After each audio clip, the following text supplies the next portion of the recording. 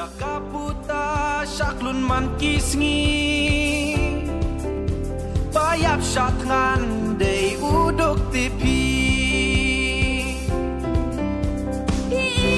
menta kia baiting ka ya chat benriu kia lambak la ya mensim lui lui kimya. Does the proposed introduction of school buses have anything to do with the stopping of public buses from plying in certain areas, like for example,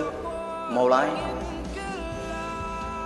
Why I'm asking this question, because it was around this time only when this idea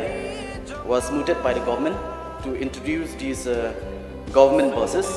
where these public transportation have been stopped from plying through certain areas which have really affected the people of my constituency. Waki kuslai, dat mangin ya